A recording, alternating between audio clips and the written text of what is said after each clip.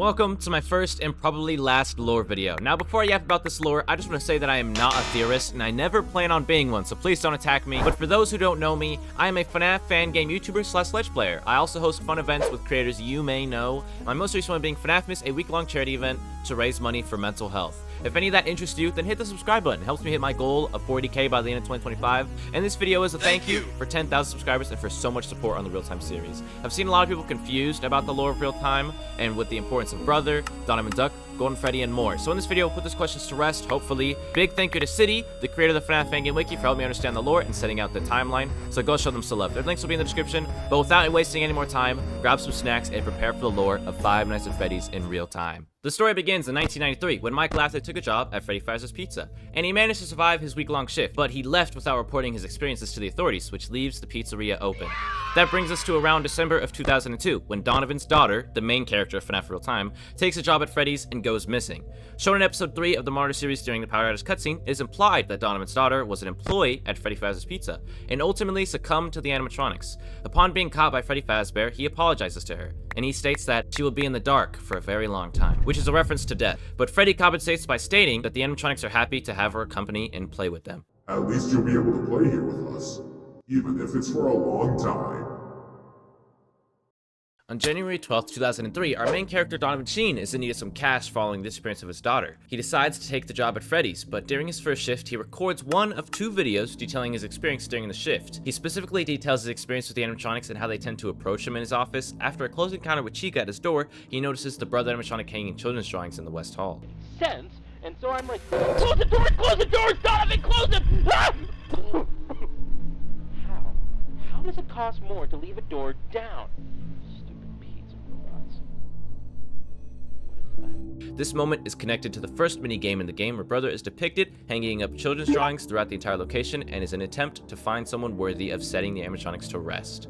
Donovan, still in search of his daughter, but with the main intention of getting money, decides to return to the pizzeria. This time he gets a call from the phone guy who aims to guide him regarding the animatronic's strange nature. Anyways, you've probably noticed by now that the animatronics move around a lot.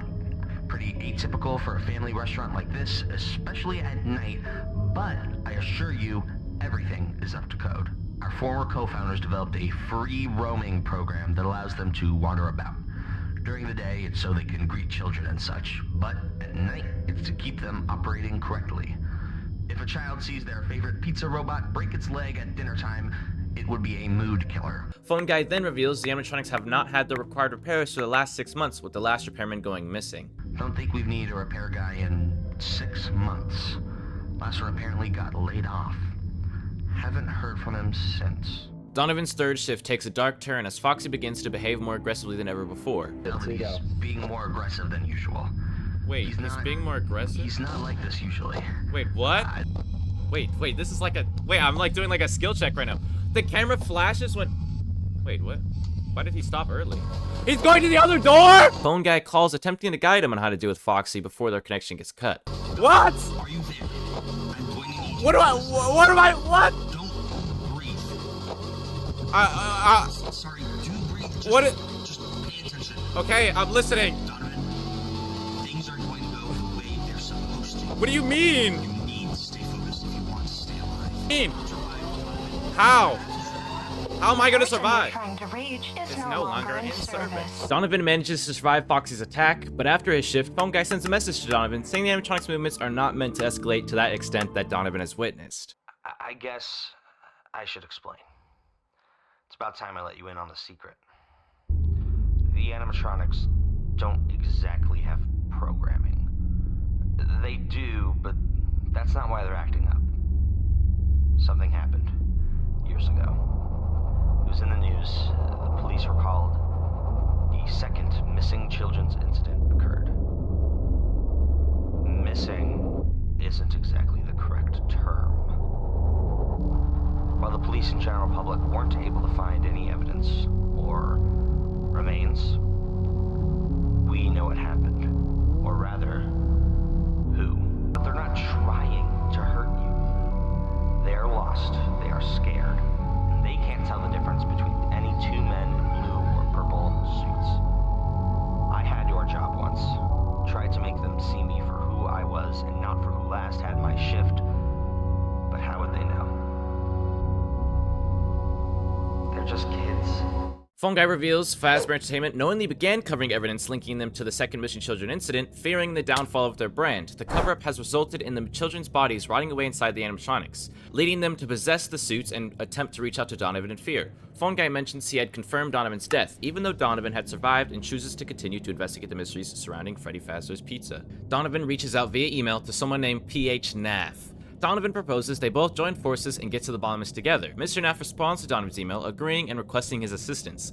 Donovan's conversation with him continues to get more and more personal. Donovan outlines his plan to take down Fazbear Entertainment alongside Naff. While watching a recording where he explains he figured out how to reverse engineer a remote wireless tablet where he can control the cameras from outside the office for his recording. Using my experience as a technician, I could modify the tablet to establish a wireless connection to take the tablet anywhere.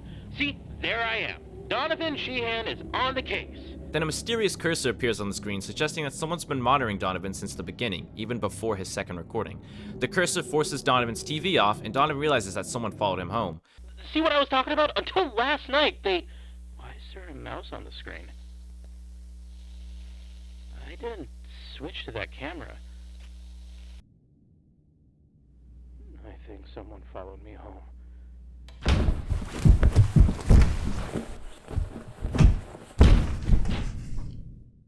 But before he can turn his camera off, he is violently beaten to death by William Afton.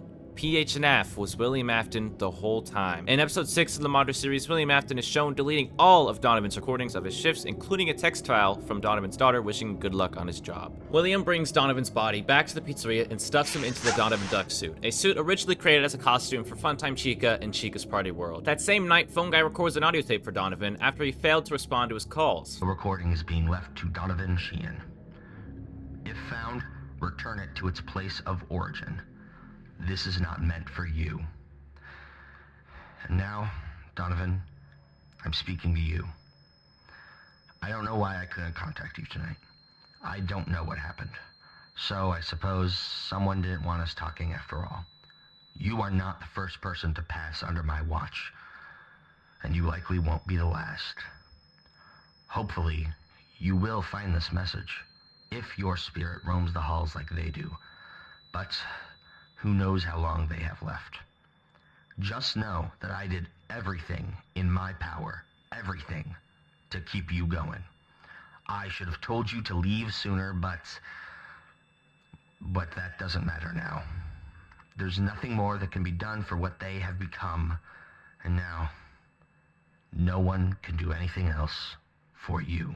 Phone Guy assumes that Donovan now roams the halls alongside Freddy Fazbear and the gang. Phone Guy tells Donovan that he is one of the many people he has encountered. Despite him telling Donovan to leave, he acknowledges that Donovan's fate is already sealed. He is trapped inside the pizzeria until someone manages to set him free. Otherwise, he'll have to wait and rot away indefinitely. A month after Donovan's stuffing, he wakes up on the show stage inside the Donovan Duck suit, surrounded by Vonii and Chica. Donovan begins to panic, but Brother interrupts him. Donovan accuses Brother of being responsible for the disappearance of his daughter, but Brother ignores the claims. Just as Donovan swears that Brother will be eventually found and held accountable for his crimes, Brother says that no one will find him alive. Then Vonii and Chica approach Donovan and start to dismantle him, leading to the official death of Donovan. The Donovan Duck suit still remains hidden in the back of Freddy's forever.